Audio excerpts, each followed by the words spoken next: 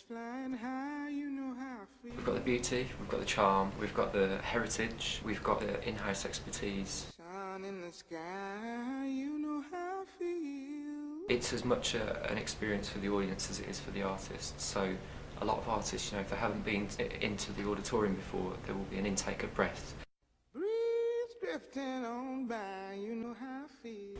A building like this is more than just a building. It's woven into the very fabric of the city's musical and cultural life. It's a new dawn, it's a new day, it's a new life for me, yeah. It's a new dawn, it's a new day, it's a new life for me. Ooh, ooh, ooh. It's probably the most critically important or significant building, concert hall or venue in the history of music in Birmingham. Feeling good. My name's Lyle Bignon and I work in the communications team at Town Hall and Symphony Hall Birmingham.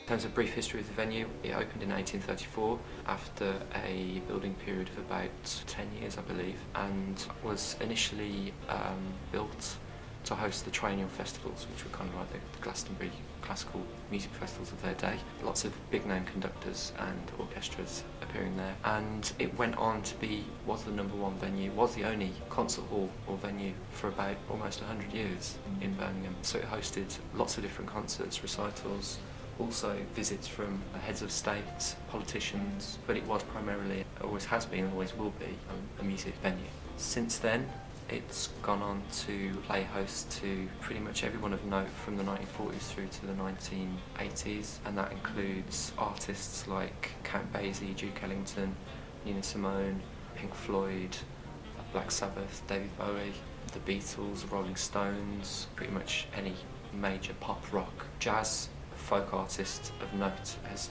played here at Town Hall Birmingham. The Town Hall is still used as a very varied music venue, and we programme it alongside Symphony Hall, and a programme of 250 to 300 events in any one year can span things like jazz, folk, world, roots, pop, dance, rock, family events, spoken word. The classical music section of the programme is probably about a third, and then maybe another 30 to 40% is what we would say is contemporary music. So that could be anyone from a B-town band like Swim Deep through to Ozzy Osbourne did a solo gig here a few years ago, through to your folk artists who actually played here in the 60s and still play here today. So that would be people like Joe Byers or Tom Paxton. So it's really wide, it's a wide programme, and we have a responsibility to make sure that Town Hall, the programme here, is as broad and as up-to-date as possible, whether that's classical music, whether that's contemporary music, or anything in between. We offer performance opportunities at Symphony Hall and on stage here at Town Hall. We've got a number of programmes aimed at introducing children to jazz right through until they're 18, 19. We've just launched the Women in Jazz programme, which is aimed at giving female instrumentalists between the age of 16 and 25 industry insights and the opportunity to perform with established big name artists, and to give them confidence to pursue a career in jazz music. So there are a number of projects that we undertake every year. We reach about 20,000 participants of all ages, hopefully instilling that love of music, which can really change people's lives. It's the reason why we will do what we do, because music is just wicked.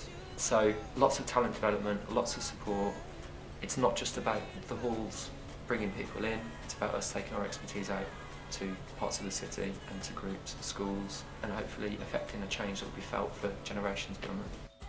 Without Town Hall, there wouldn't have been further investment in music, arts and culture here.